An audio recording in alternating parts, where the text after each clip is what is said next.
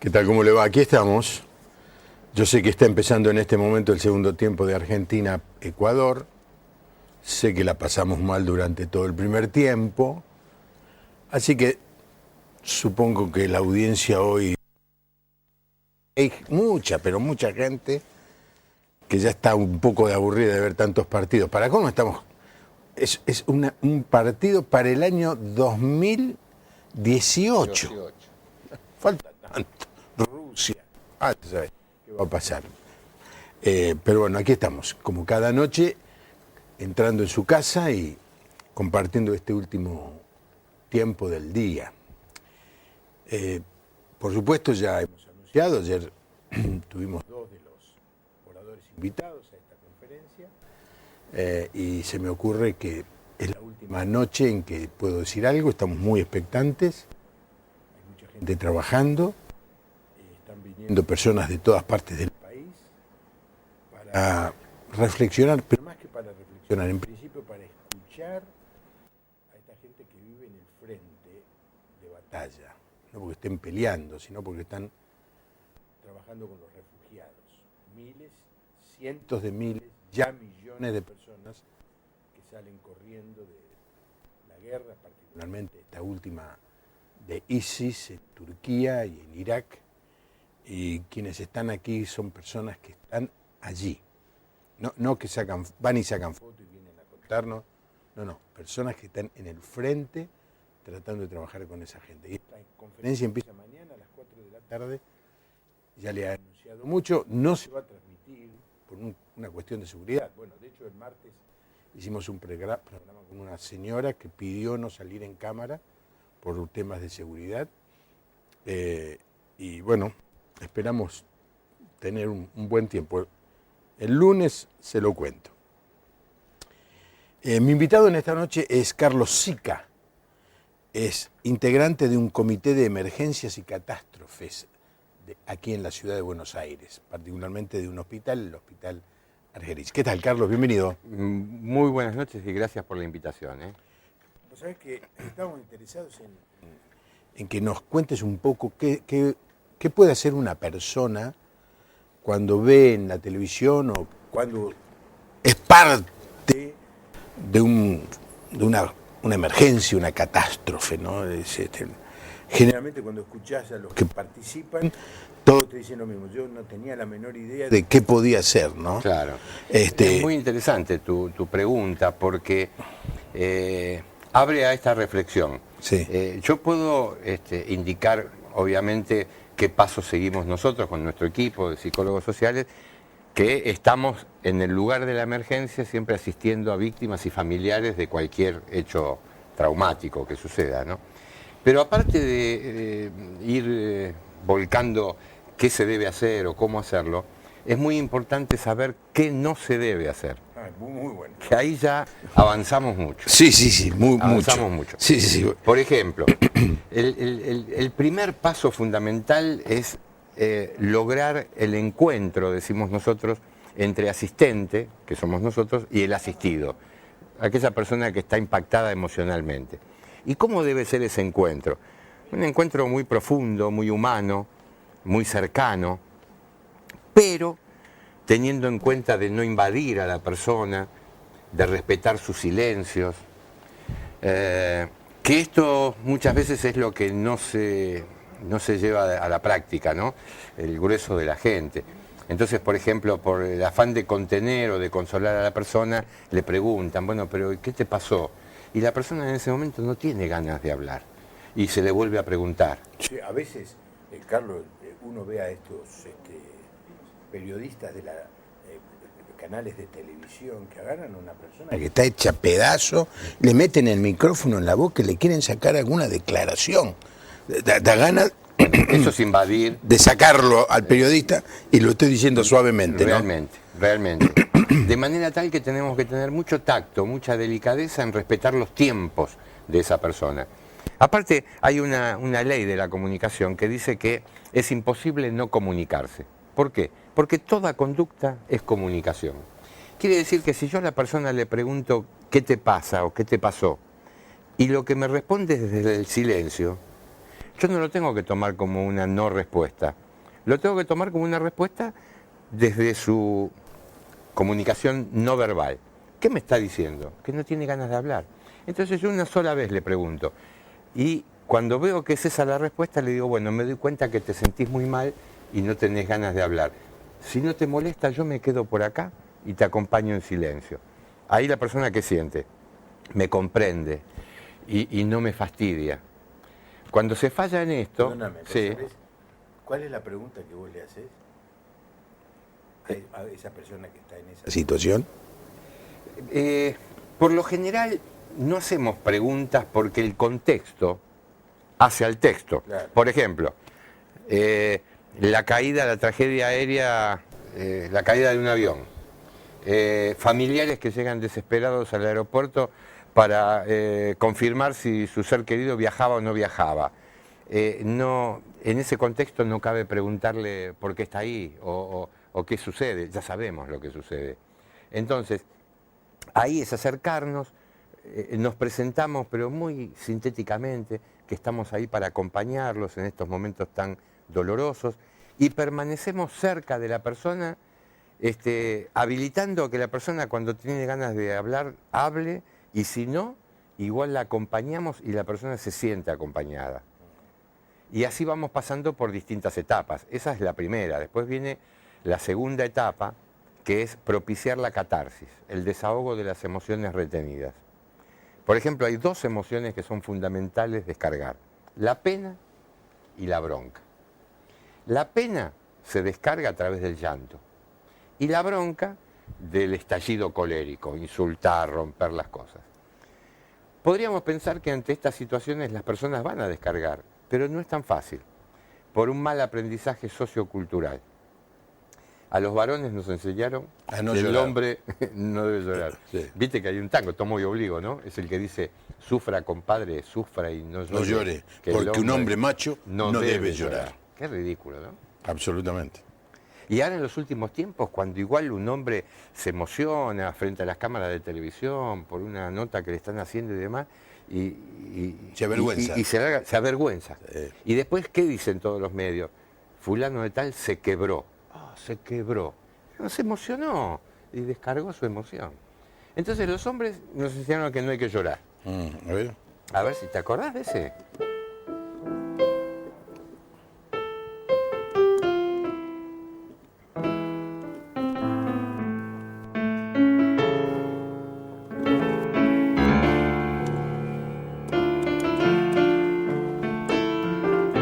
Algo parecido.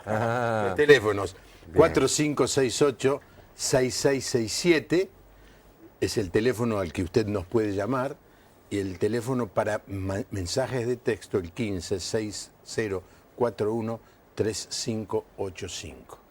La pregunta que le voy a hacer es si nos está mirando, pero es obvio. Sí. Porque si me está escuchando, significa que está viendo el programa. Está del otro Así lado. que preguntarle si está, es como ir en un caso de emergencia, dice, ¿cómo se siente? Mucho, Claro. le duele mucho. Sí.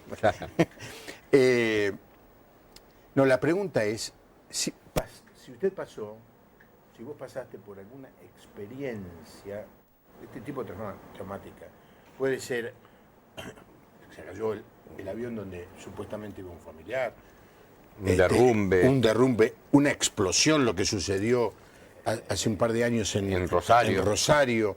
Pero también algo más personal, sí. un accidente en la ruta, claro. Un vuelco, un choque de autos, ¿no es cierto? Si tuviste, ¿qué es lo que sentiste en ese momento y qué es lo que te ayudó y qué es lo que no te ayudó? Porque aprendemos mucho de la negativa también, ¿eh? ¿Qué es lo que no te ayudó de la gente que se te acercaba? Perfecto, linda pregunta. Para que quizá, sí. Porque yo pienso que, como dice otro tango, cada cual tiene su pena, es decir, cada cual ha vivido en algún momento una situación extrema de dolor, de accidente, de sorpresa, de emergencia, de catástrofe, y tiene una reacción, ¿no? Y llámenos para, por lo menos, que haya por lo menos un televidente con uno, Carlos, nos alcanzamos. Que no le gusta el fútbol y que nos esté viendo a nosotros. Con uno Sí. nos vamos a sentir bien. Seguro que sí. Después seguimos con lo que no hay que hacer. Sí. Pero contame, ustedes estuvieron en varias catástrofes aquí en la ciudad de Buenos Aires. Hace más de 10 años, una noche se quemó todo un lugar, un galpón. Sí, un boliche. Un boliche, pero que no valía nada, pero era un galpón. Hay una cuadra de la estación 11 del ferrocarril, ¿no? Conocido por todos Cromañón. ¿Vos Tragedia de Cromañón. te acercaste en ese momento? Sí, nosotros nosotros actuamos muy parecido a los bomberos voluntarios, y de hecho tomamos mucho de ellos en cuanto a forma de intervenir. Somos más de 100 integrantes, con lo cual la mayoría están en sus tareas habituales y cuando sucede una emergencia ya tenemos un sistema para comunicarnos y acudir rápidamente. Así que estuvimos a los 25 minutos, nuestra sede está muy cerca, está ahí en Avenida Corrientes al 3600. Claro, ahí nomás.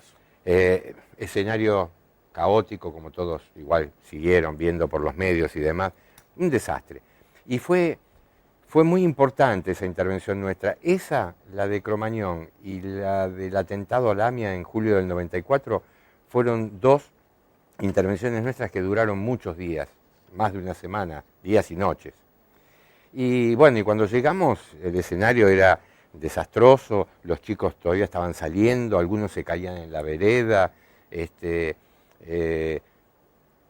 iban llegando los familiares, enterados de la situación para ver si sabían que su hijo por ahí había ido a ese recital. Y pasó algo muy interesante, que fue el hecho de que estuviéramos nosotros ahí. Como vos sabés, lo primero que hace la policía cuando llega, valla al lugar en las esquinas. Entonces los padres fueron llegando y se fueron agolpando ante las vallas.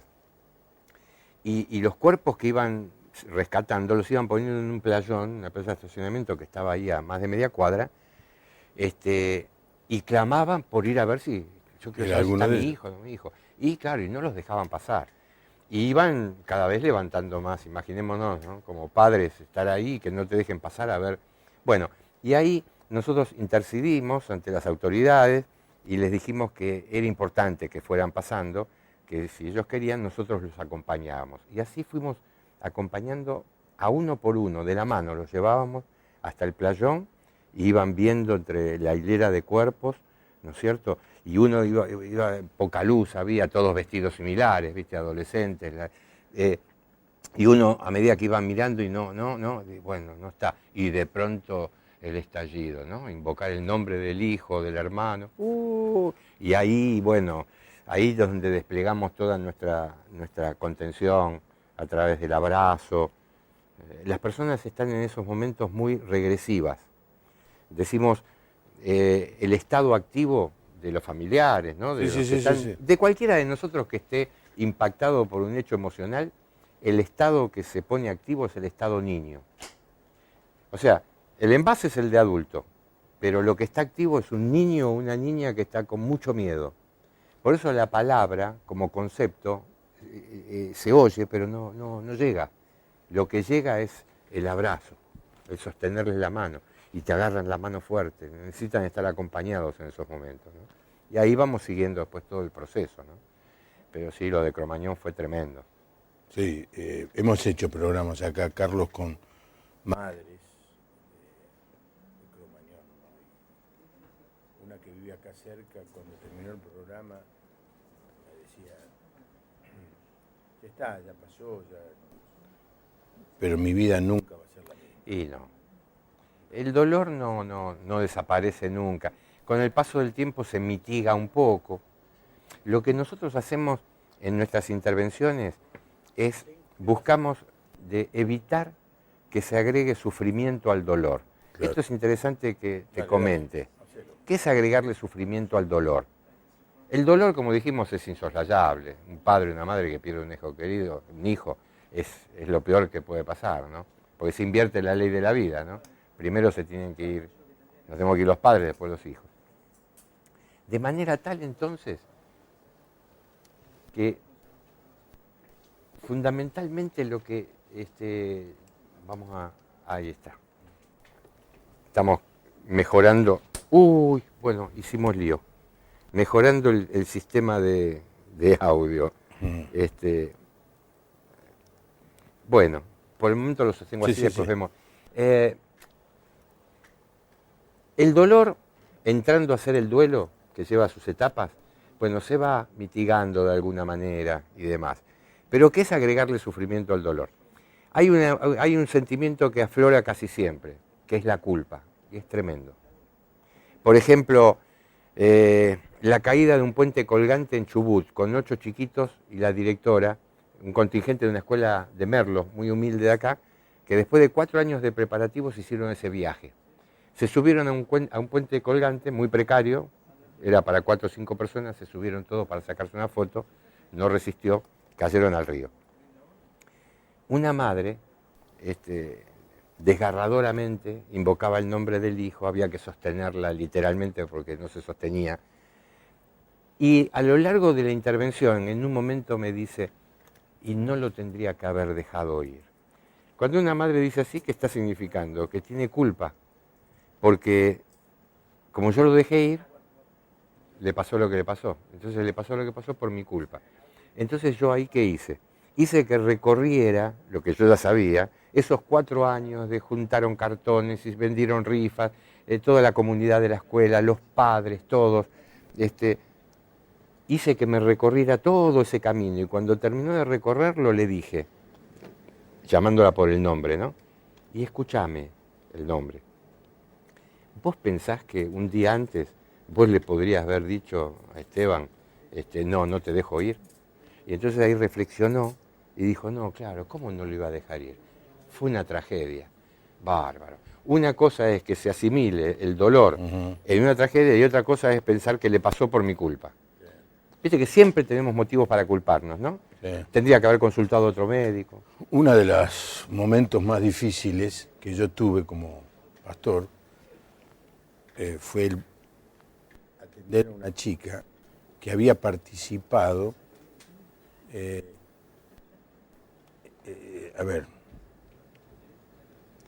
yo no me acuerdo cómo se llama, un boliche en Vicente López, Olivos, que se incendió.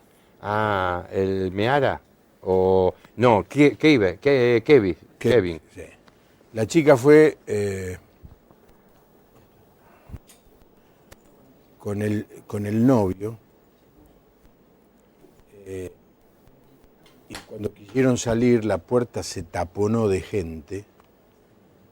Alguien la agarró de la mano a ella y la tiró hacia afuera.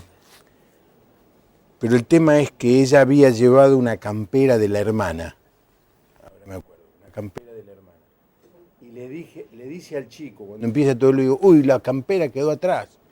Y el pibe dijo, la voy a buscar. En todo el río ella sale y el pibe no salió. Y me dice, yo nunca me voy a perdonar que por una campera. Claro. Claro, bueno, claro. Y bueno, uno hace lo que puede, ¿no? Le dice que hay cosas que uno no puede prever, que fue una reacción lógica, ese tipo de cosas. Pero entiendo lo de la culpa. Lo de la culpa. Y sucede mucho con los padres, como en el ejemplo con Omañó, que lo dejaron a los chicos ir a un concierto y que yo le hubiera dicho que no, pero no ayuda mucho tampoco el alimentar la culpa no, al contrario, porque la culpa no es algo que te agobia, no tiene solución y por lo general es infundado. Hubo otro accidente muy conocido aquí en Buenos Aires. De hecho, hay gente que parecería ser que va a ir presa. Va a ir preso quizá el conductor del tren, pero los políticos acá en este país no van presos.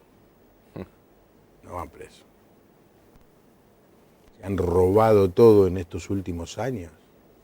¿Vos viste alguno preso?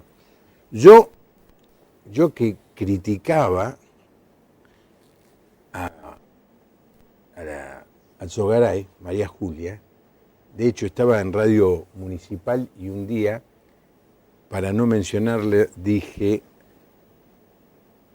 la ministra innombrable, fue el último día, el otro día me echaron, me sacaron del aire por ese comentario. O sea, Hoy yo personalmente, me anotaría a ser una comisión organizadora de un acto de desagravio. No es justo que después de 20 y tantos años de robo haya ido solamente presa una mujer. claro, Es- claro. no es justo. Bueno, en este accidente, no va a ir preso. Ya arreglaron, van a arreglar, van a salir. Esto es así, estamos en la Argentina y estamos con este gobierno. Pero fue lo de 11. Sí, tremendo. Bueno, Y- ahí sí también estuvimos, sí. Ahí sí. estuvieron. Sí.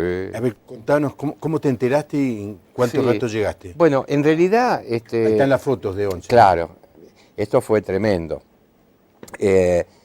Bueno, este en realidad creo que fue el de Castelar. Ah, este Hay, es el de hay Castelar. otra foto que sí es el de 11. Pero bueno, fueron esta es la de 11. Sí. Bueno, a ver, es algo interesante para comentar. Nosotros por lo general, digamos el SAME, el Servicio de Emergencias, ¿no? Los médicos y los bomberos, tienen un sistema que se llama de clasificación, que se llama triage o triaje, que se identifican a los heridos con unas tarjetas de color rojo, los que tienen prioridad que hay que llevar primero, porque su vida depende de eso. Amarillos, los que le siguen en gravedad, verdes, heridos leves. Y bueno, blancos, que son ya cadáveres, ¿no? Esto se hace en todas las situaciones, porque cuando los rescatistas van sacando heridos y demás, se los pone por sectores identificados con estos banderines que indican que las ambulancias cuando llegan van a llevarse primero a los rojos, y después a los amarillos y por último a los verdes. Bueno, nosotros con el EPS, con nuestro equipo de emergencias psicosociales, ese triage está invertido. Para nosotros prioridad son los verdes, los heridos físicamente leves. Primero porque a los rojos no llegamos, porque son los que primero las ambulancias se llevan a un hospital. Pero segundo porque los verdes son heridos leves físicamente, pero están lúcidos mentalmente e impactados por el hecho traumático. Y aparte, un leve puede ser la madre de un rojo, un chiquito que ya se lo llevaron, y pregunta por el hijo, por el hijo. O sea que ahí en 11, con quienes más trabajamos son con todos los heridos leves, que eran los que permanecían en la estación hasta que en algún momento las ambulancias los llevaran.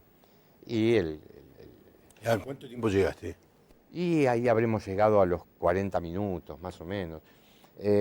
Nosotros tenemos un sistema que hay un equipo de avanzada que son los que están más cerca del lugar, que son los que llegan más rápidamente. Claro, pero esta gente, perdóname que Sí, te pregunte, sí.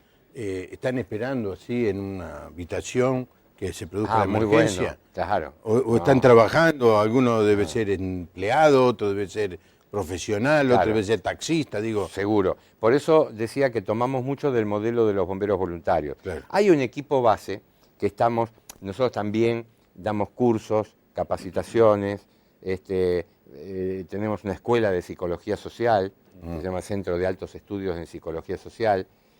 Entonces hay un equipo que somos 15, 20 personas de contacto continuo todos los días. Pero después el resto, que somos más de 100, están en sus actividades cotidianas. Pero en nuestra base, en nuestra sede, tenemos siempre el televisor prendido. Y vos sabés que cuando ocurre cualquier situación de esta, a los 2 minutos ya se interrumpen las transmisiones, último momento, pasó tal cosa, y ahí ya estamos alertas. Y ahí ya el equipo de primera respuesta, que son los que estemos más cerca, acudimos al lugar. Evaluamos la magnitud, si es necesario más integrantes o no. Bueno, cuando fue el atentado a la AMIA, no necesitamos llegar a Pasteur al 600 para ya mandar un mensaje a todo el equipo que todos los que estuvieran disponibles vayan llegando, porque ya sabíamos que era tremendamente grave, ¿no? Y así tenemos un sistema de manejarnos, por lo cual el grueso de los voluntarios, todo lo hacemos ad honorem, por supuesto, están en sus actividades habituales. A ver, háblame de algunas de las actividades de tus compañeros. La mayoría psicólogos sociales. ¿Ah, sí? Sí, sí. La mayoría son psicólogos sociales. Hay también psicólogos, estudiantes avanzados de la carrera, de psicología social. Y bueno, distintas actividades, por ahí en organizaciones, en empresas, pedagógicas, dan clases, dan cursos, son docentes de la escuela, que con la escuela logramos también algunos recursos económicos para poder sostenernos, porque no recibimos ningún tipo de subsidio ni de aporte gubernamental ni de ninguna institución. Pero no es una entidad que depende del Hospital Argerich. No, cuando vos comentaste lo del Hospital Argerich es porque yo soy integrante del comité de emergencias del Hospital Argerich, pero no tenemos relación directa con... Somos una ONG, EPS, Emergencias Psicosociales, que la fundamos en el año 1991. ¿Y por qué la fundamos? Porque vimos una carencia, una necesidad, que ante cualquier desastre, accidente, cualquier hecho catastrófico, la ayuda siempre era de orden física. Si hay heridos, se va a socorrer a los heridos, se los lleva a un centro asistencial, un incendio se va a apagar el fuego, inundaciones, se va a evacuar a la gente, se les va a dar abrigo, techo, alimento. Pero yo me preguntaba, ¿y la angustia que están atravesando esas personas? No había quien se ocupara. Y ahí empezamos a configurar la ONG. Qué bueno. La verdad es que yo como pastor te tengo que decir que también es una preocupación nuestra la parte espiritual de todos los que están viviendo esa crisis, ¿no? Que sostiene mucho también en esa situación. Claro, que digamos, no compite con lo que hacen ustedes. Es complementario. Es complementario, lo mismo que el bombero participa en lo que le corresponde. Los médicos, los paramédicos, los rescatistas. Exacto, y ustedes y también los religiosos, ¿no? Me contaba un amigo mío cuando fue el atentado en Atocha, allí en Madrid, que él no sabía qué hacer y fue rápidamente a la estación de Atocha, una estación en el centro de Madrid. Y la verdad es que se encontró con un escenario particularmente de los familiares que venían, ¿no? Y bueno, me contaba de horas y horas consolando y buscando de ayudar, ¿no? Y ahí estaban pastores, sacerdotes católicos, gente que se acercaba porque la angustia acumulada era muy grande. Me lleva a esta pregunta, ¿no? De curiosidad nada más, ¿no? Sí. ¿Cuál fue el momento en donde vos estuviste que sentiste una angustia acumulada que casi te sobrepasaba? Y mira, yo te diría que en todas las situaciones, en todas las intervenciones, se genera una angustia muy, muy, muy fuerte también en quienes asistimos. Lo que pasa es que tenemos una técnica fundamental para poder intervenir, porque a veces nos preguntan cómo hacemos para estar ante tantas situaciones donde reina tanta angustia, ¿no? Y esa técnica se llama disociación instrumental. ¿Qué significa? Es como disociarse en dos. Una parte nuestra se conmueve con el dolor y la angustia del otro, a tal punto que los ojos se nos ponen llorosos. Pero hay otra parte nuestra que está apoyándose en la teoría, en las tácticas, en las técnicas que tenemos que emplear. Entonces sería corazón caliente para entenderte y mente fría para ayudarte. Eso es lo que nos permite entrar y salir. Ahora, muy buena tu pregunta, porque esa parte que se conmueve nuestra queda conmovida. Entonces después, los mismos pasos que seguimos para con los asistidos, lo hacemos para con nosotros mismos. Nos reunimos para encontrarnos, contenernos, hacer catarsis, verbalizar, que es poner en palabras todo lo vivido, todo ahí sacamos nuevas herramientas que intuitivamente algunos compañeros utilizaron y, esto está buenísimo, más herramientas para nuestra caja de herramientas, Y terminamos con el último paso, que es proyecto, lo mismo que hacemos con los asistidos. Un mínimo proyecto inmediato de futuro, que viene con una pregunta, ¿no? Bueno, ¿y ahora qué vas a hacer? Entonces la persona te dice, por ejemplo, un incendio en un inquilinato, en La Boca. 16 familias perdieron todo, precario, ¿viste? Como son los inquilinatos allá. Estuvimos toda la noche acompañando, 16 familias se quedaron sin nada. Por suerte no hubo pérdidas fatales, humanas. Pasó toda la noche, se hizo la mañana, el amanecer, y ya casi al mediodía ya la gente empezó a recomponerse. Y ahí vino la pregunta, bueno, ¿y ahora qué van a hacer? Y salta un padre de familia y dice, bueno, ahora lo vamos a hacer de nuevo. Y salta otro y dice, lo vamos a hacer mejor de lo que era. ¿Qué nos indica eso? Que ya se están parando sobre sus dos pies y están viendo los pasos que van a seguir. Y ahí es cuando nosotros empezamos la retirada. Y después hacemos para con nosotros descargar todas esas emociones de esa parte que queda conmovida. Pero si esa parte no se conmoviera, no habría encuentro humano. ¿Viste? El pseudo profesional que piensa que para ser profesional, ante el dolor del otro, está impasible, ¿eh? ¿Qué le comunica al otro? ¿Qué le llega a la otra persona? No me entiende. ¿Qué me va a ayudar? No se conmueve. En cambio, cuando ve que te cuenta lo que le está sucediendo, su tragedia, y ve que los ojos se te ponen vidriosos, la persona dice, bueno, me entiende, me comprende. Y encima, bueno, es profesional y está acá para acompañarnos. Qué suerte. Así que de esa manera, ¿no? Bueno, aquí estamos con Carlos Sica, emergencias psicosociales. Interesantísimo, porque roza el trabajo que ellos hacen a lo que también los pastores deberíamos hacer, que muchas veces hacemos. Quizá tendríamos los pastores, por lo menos en la ciudad de Buenos Aires, donde yo formo parte, tener un comité de emergencia.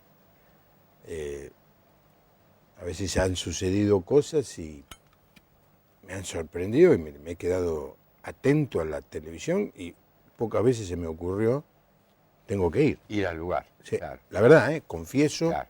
confieso mi Claro. debilidad o mi falta de sensibilidad también, tengo que reconocerlo. Un día se incendiaron unas casas debajo de la autopista, aquí en el sur de la ciudad de Buenos Aires, ¿cómo se llama? No, Villa Lugano. Ajá. Y yo lo miré por televisión. Y al rato me llama un muchacho que fue, que reaccionó. Y digo, yo tenía que haber estado con él. Claro. Porque él, porque tiene ese don, tiene esa capacidad, tiene ese carisma que me gustaría. Pero también es importante, aparte de ese carisma o de esa vocación para la ayuda, tener algunas herramientas. No, por supuesto. Porque si no, nosotros decimos, a veces encontramos una persona que está en un pozo depresivo, ¿no? Sí. Y entonces baja a otra persona para ayudarla a salir del pozo. Pero si no tiene las herramientas adecuadas, antes había uno, ahora hay dos. Hace falta un tercero para sacar a dos. Entonces, algunas herramientas, pero después ese factor humano, Sí, sí. la percepción, Sí. ya te va indicando qué hacer para acompañar a las personas, ¿no? Ahora, Carlos, habíamos empezado hablando de qué no hacer. Y dijiste, te acercas Muy bien. a la persona y, como dice en italiano, boca chiusa, Sí. boca cerrada, si es posible. Comunicarme a través de hacerle saber que estoy ahí, pero esperar sus necesidades. Otras cosas de que no hay que hacer. Esto, el vaso con agua. Hablábamos de el tema de la catarsis, el desahogo de las emociones, ¿no? En cualquier reunión, en cualquier situación, una persona se emociona por algún motivo, hay algo que la movilizó, una señora, y empieza a sollozar, saca el pañuelo de la cartera, y se levantan 3 personas que estaban ahí en esa reunión y la rodean, ¿viste? 2 de los costados le hacen una friega en la espalda, porque no le dan palmaditas suaves. Bueno, pero no llores, no llores. Entonces esta persona se siente rodeada por 3 personas que le están pidiendo que no llore. Con lo cual sigue teniendo el pañuelo en la mano, pero al divino botón, porque ya no llora. Hay una cuarta persona que no quiere perderse la ocasión de ayudar. Y entonces, como no tiene por dónde entrar, sale corriendo ¿qué? A buscar un vaso con agua. Y como puede, mete el vaso con agua. A la mujer le parece, como decimos en cine, en un primer plano, un vaso con agua acá. Las personas, por más que estemos en crisis, no perdemos la educación. Y entonces esta mujer dice, acá hay alguien que se ha molestado por mí, me ha ido a buscar un vaso con agua. Y entonces toma el vaso con agua, ¿no? Lo agarra. Cambia el pañuelo de mano, agarra el vaso y hace así, ¿no? Y lo entrega. Y el que le trajo el vaso lo agarra y le dice, bueno, ¿te sentís mejor? Es curioso, apenas si se mojó los labios, y ahora ella, para no desairarlo, ¿qué le dice? Sí, sí, gracias. Ahora, los cuatro se pueden volver a sus lugares. Lo único que hicieron fue coartarle la posibilidad de que esa mujer sacara, desahogara la pena. Entonces, el vaso con agua nunca, cuando percibimos que la persona tiene que desahogar, no hay que ahogarla, hay que permitir que desahogue. Es decir, entonces, lo correcto, ahí está, no retengas nada, eso te va a hacer bien. Y no me pongo encima para verla llorar porque la persona por pudor no llora.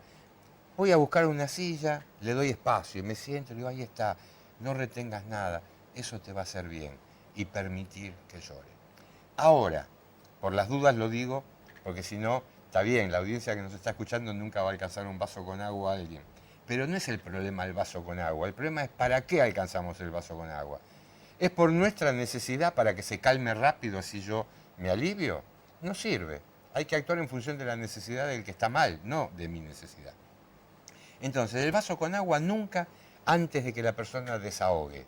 Ahora, cuando ya desahogó, lloró, exteriorizó la pena, viene el momento de poner en palabras, ahí se hace la evaluación, uy, mirá, eso se quemó, no va a servir más, pero bueno, pero ya veremos, los chicos están bien, bueno, eso es lo importante, y empieza a hablar, ahí sí, ahí, bueno, ¿querés un vasito con agua? O un tecito, siempre en diminutivo. Te explico por qué. A ver. Por lo del estado niño que te dije. Las personas cuando estamos impactadas emocionalmente es el estado niño.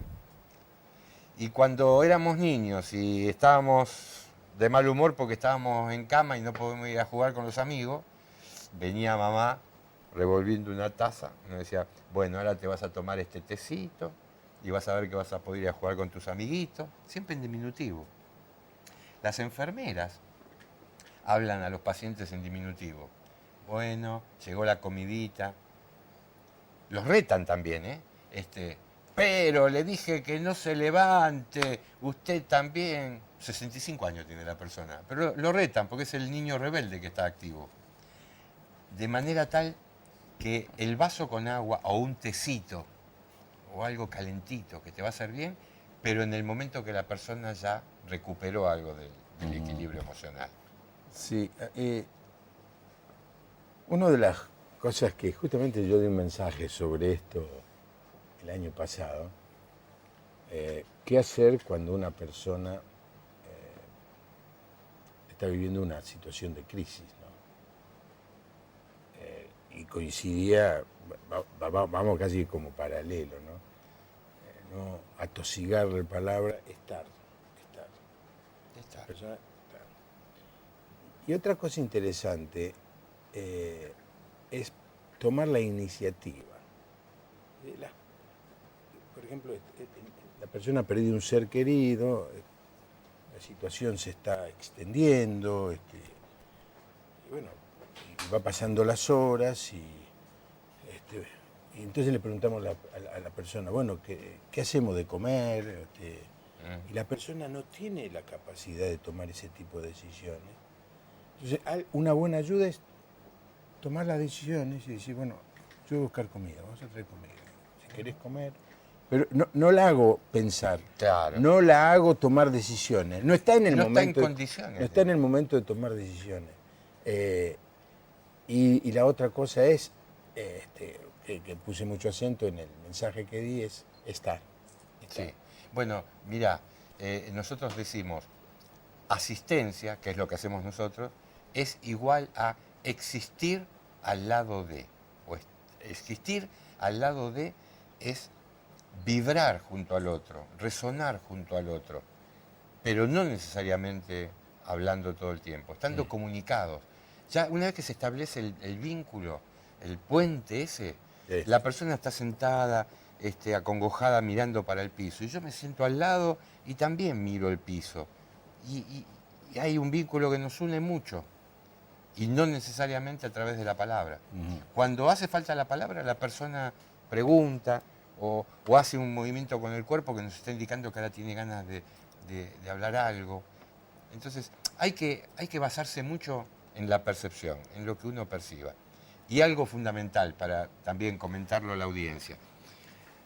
Siempre intervenir en función de la necesidad del otro, no de mi necesidad.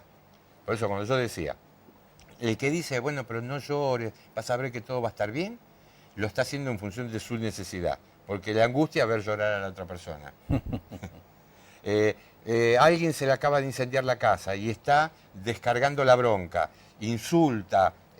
Mirá, vos hablabas antes de lo espiritual y de la fe, y vos sabés que en esos momentos, nosotros en el momento de desahogar la bronca, hemos escuchado a personas muy creyentes, firmemente creyentes, blasfemar ante Dios. Dios, no existís, ¿cómo pudiste permitir? Pero es bárbaro que descarguen la bronca, porque después se vuelven a amigar y se dan cuenta que no es una cuestión como ellos la plantearon. Claro, Sí. en la Biblia, el libro de los Salmos, está lleno de eso. David, el rey David, antes de ser rey, estuvo exilado, escondido. Hay que conocer el territorio de Israel para decir dónde está, unas montañas secas, áridas, Claro. viviendo entre cuevas. Se juntó con un grupo que después son llamados los valientes de David, eran todo tipo, fracasados, endeudados, perseguidos. En ese ambiente, eran 600, te aviso, él escribe las canciones que están en la Biblia. Y eran, Dios, no me escuchás, estás sordo. Ahí está. ¿Estás sordo? ¿Ves? Me siento como un gusano. Claro. Y una y otra vez, porque Dios no se enoja, Dios entiende el corazón de la persona. Y a veces a algunas personas se les va, Se ¿viste? desbordan. Se desbordan. Ana de Chaco, muy bueno el programa, dice, alguien que no nos da el nombre, dice, quiero saber cómo puedo salir del dolor de mi hija muerta. Ajá. Adela de Rufino, muy interesante el programa, muchas gracias. Pablo de Entre Ríos, quiero saber cómo salir de una sugestión negativa que arrastro hace años. Bueno, la palabra sugestión es un tanto ambigua, ¿no? Pablo. Claro, si nos aclarara un poquito mejor a qué Sí. se refiere. ¿Qué hace una persona Sí. que tiene dolor por una hija que se murió, ¿no? Sí, bueno, es muy complejo, pero muy interesante para conversar un poquito sobre este tema, porque, bueno, no sabemos cuánto hace del fallecimiento de la hija, pero hay algo que es el duelo, que muchas veces se habla del duelo, pero muchas personas no tienen idea de qué es hacer el duelo. Hay muchas formas de explicarlo. Yo la forma más clara que encuentro es duelo, también viene de duelo de pelea. Dos personas que se batían a duelo, ¿no? ¿Y cuál es la pelea que se da en el ser humano cuando fallece un ser querido? Dos partes de esa misma persona. Una que quiere asumir la pérdida y la otra que no lo asume. Que La lo negación. niega. La negación. Claro. Y el duelo mal hecho o el duelo patológico es cuando triunfa la que niega. Ahora, ¿cómo se elabora el duelo? Por eso, lástima no saber cuánto hace que falleció la hija de esta persona, pero puede que esté todavía en el periodo del duelo o puede que se le haya demorado el duelo. Hay que pasar mínimamente por las 4 estaciones del año. O sea que 1 año y pico lleva a hacer el duelo, no es exacto, para cada persona lleva su tiempo. No. ¿Por qué por cada estación del año? Porque hay que pasar por cada primera vez. Si el ser querido falleció en el verano, va a haber que pasar por el primer invierno sin la presencia física de ese ser querido, del primer cumpleaños sin la presencia física, las primeras fiestas de fin de año que son bravas. Cuando pasaron las 4 estaciones del año, hemos pasado por cada primera vez. Y se supone que ahí el ciclo se tiene que haber ya cerrado y lo que tiene que quedar cuando el duelo está bien hecho, obvio está decir que en cada una de esas situaciones uno se entristece, llora, se pone mal, recordando a ese ser querido. Pero cuando ya se pasaron por todas esas cada primera vez, lo que queda es el recuerdo de ese ser querido. Y ese recuerdo nos acompaña mientras vivamos, porque queda en nuestro corazón, en nuestro mundo interior. Y ahí lo que comprendemos es que físicamente no tenemos más a esa persona, pero con toda seguridad que le mandamos un abrazo cariñoso a esta mamá, con toda seguridad que su hija sigue viviendo y va a seguir viviendo eternamente en su mundo interior, en su corazón. Sí. Yo le doy este consejo, es acérquese a Dios, porque Dios también perdió un hijo. Él sabe lo que es el dolor de perder un hijo. Y uno puede encontrar consuelo. Hay un texto en la Biblia, la segunda carta que San Pablo escribe a los creyentes que viven en la ciudad de Corinto, y él habla de el Dios de toda consolación, que nos consuela, pero con un propósito, para que después nosotros podamos ayudar a otros. ¿Sí?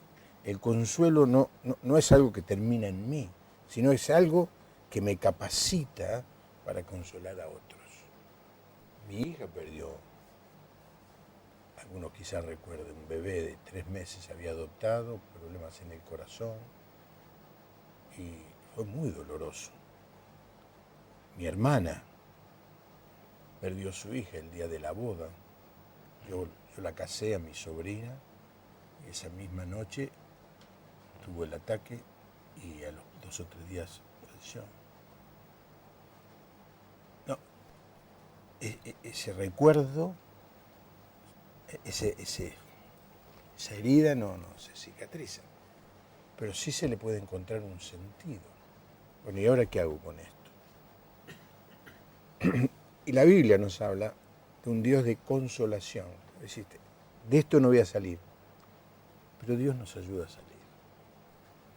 Y nos capacita después para consolar a otros. Y esa es la experiencia de mi hermana, que la han invitado a hablar a muchísimos lados y aconsejar a un montón de personas que yo no podría aconsejar porque yo nunca perdí un hijo. Claro. Pero mi hermana puede decir, yo sé lo que te está pasando. Así nosotros hablamos de vaquianos del alma, pero para ser vaquiano hay que haberse podido perder alguna vez. El que siempre hizo el mismo caminito, ese no es vaquiano. Por eso estoy muy de acuerdo con lo que vos decís acerca de que primero que no tiene que quedar en un saber reservado, ¿no? Sí. Y porque después hay que brindarlo. Y precisamente quienes mejor pueden brindarlo es quienes han padecido ese dolor. Bueno, y esto me lleva al cuarto punto tuyo, porque nos dice Jorge de General Madariaga, que está muy bueno el programa, está aprendiendo mucho. Dice, lo primero es el encuentro, lo explicaste bien, el acercamiento, y luego el momento en que ustedes, en este caso vos, le das la oportunidad a la persona que... Del desahogo, la catarsis. Que hable, que llore, que grite. O que exteriorice la bronca. Sí. Ahora, después la verbalización. ¿Eso qué es? Poner en palabras todos los pensamientos y los sentimientos atravesados desde el primer minuto que se enteró del hecho traumático. Mientras no se puede poner en palabras, son imágenes, pero imágenes pesadillescas. Una de las secuelas que quedan cuando no hay una adecuada contención en el durante es lo que se llama flashback, regreso de imágenes. La persona está trabajando y le viene la imagen del incendio, o de la caída del avión, o del derrumbe del edificio. Entonces, como en los sueños pesadillescos, nos despertamos con imágenes.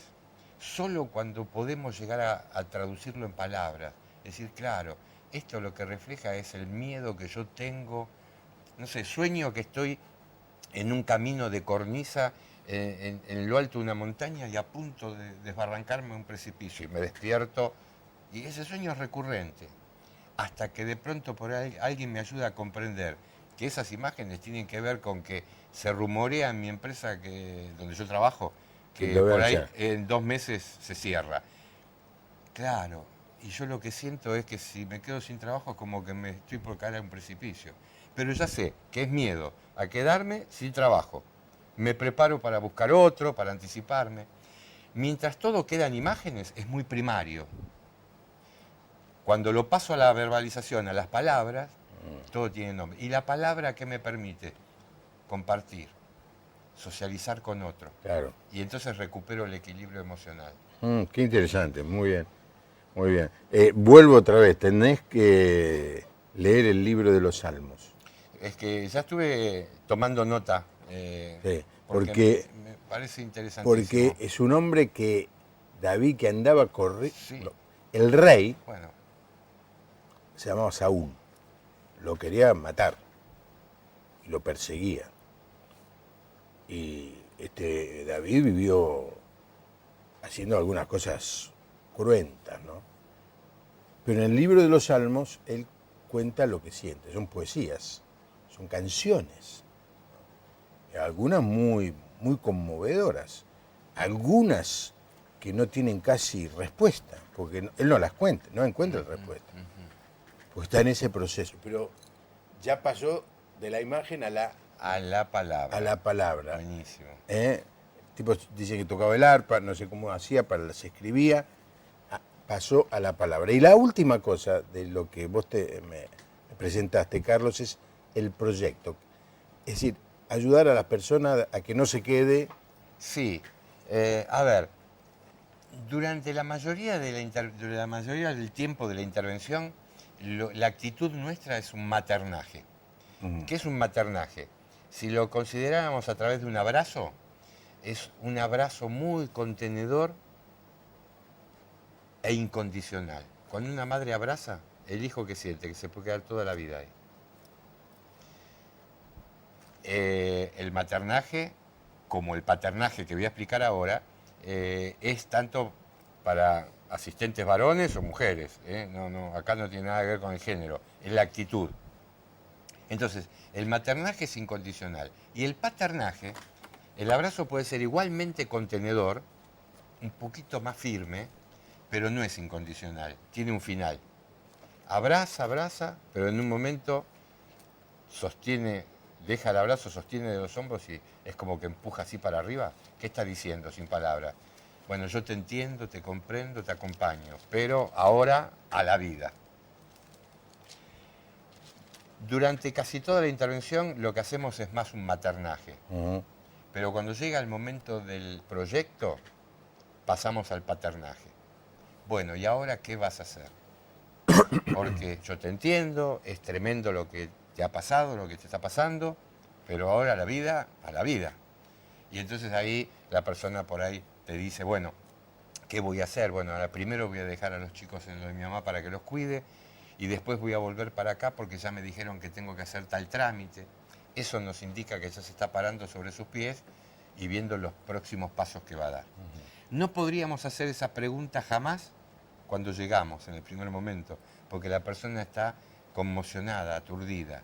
Ahí lo que necesita es la cercanía humana, el abrazo, el sostener la mano, ese acompañamiento en silencio del que tanto hemos hablado, ¿no? Claro. Así que ese es el proyecto. Un mínimo proyecto inmediato de futuro. Muy interesante. Muchísimas gracias, Carlos. No, por favor. Al Te contrario. quiero decir un texto de la Biblia. Por favor. Decíselo a todos tus compañeros. No nos cansemos, pues, de hacer el bien. Porque a su tiempo cosecharemos si no nos desanimamos. Muy bueno. Así que mi palabra para vos y esta entidad de EPS de ayuda en catástrofes es no se cansen de hacer el bien, no se cansen de hacer el bien. Y quizá una reflexión para los televidentes, particularmente los televidentes que nos siguen todas las noches y que tienen una actitud de fe, forman parte de alguna comunidad de fe. Tenemos que estar preparados para este tipo de cosas porque van a suceder a nuestro lado. Quizá no una catástrofe, un choque de trenes, esas son cosas que suceden una vez cada tanto, pero pérdida de trabajo de alguien, todo el tiempo. Enfermedad de alguna persona, todo el tiempo. Algún familiar o algún amigo que tiene problemas con sus hijos, todo el tiempo. Y tenemos que aprender, en primer lugar, esta actitud que implica un poco de humildad, ¿no? Boca chiusa, estoy al lado, me acerco, hago sentir mi presencia, pero empiezo a explicar teológicamente lo que está pasando. Yo he escuchado gente que ante situaciones así extremas de la muerte de un ser querido empezaron a sacar mensajes que supuestamente de la Biblia, era una atrocidad. Quédate callado. Esa persona no puede seguir tu elaboración teológica. En este momento quiere estar consigo misma y manejar ese dolor. Y eso lo podemos hacer todos. Usted me dice, yo soy una persona mayor, acérquese, quédese al lado, ya va a llegar el momento en que usted va a poder abrazar, va a poder expresar. Cuando falleció mi mamá, en el año 97, ya mi mamá era grande, sabíamos que tenía el corazón muy duro, no me acuerdo cómo era, muy rígido. Los médicos nos habían dicho, mira, esto puede pasar en cualquier momento, pasó, una mañana pasó. Esa noche fue el velatorio. Yo lo que me acuerdo, la gente, los abrazos que me dio la gente. No me acuerdo de nadie que me haya dicho algo importante. Me decían de todo. Sí. No me acuerdo. Pero vos lo que te quedó es el abrazo. El abrazo. Claro. El abrazo. Claro. Y cuando alguien está en necesidad, no necesita que demos una clase de conocimiento, nada, lo que quiere es un abrazo. Y después dejarlo que llore, que proteste, que se queje. Y no empezar a decir, no, mirá, esto no puede hacer. Le pasó una vez a un amigo mío que perdió a su esposa y se le acerca a uno y dice, no, pero en el término religioso, ella está con el Señor, ¿por qué vas a llorar? Mi primo es. Mi primo se quería morir. Me dice, ¿cómo no debe llorar? Claro. Y que lo hacían sentir culpable de que llorara. Claro. Esas cosas media locas. Después la verbalización, que pueda hablar y puede ayudarlo a que mire adelante. Muchísimas gracias, Carlos. Al contrario, gracias a ti y me llevo muchas cosas muy ricas también, ¿eh? Bueno, no es porque alguien trajo de comer, ¿eh? No. Cosas ricas para el alma, para el espíritu. No te canses de hacer el bien, Carlos. Muy bueno.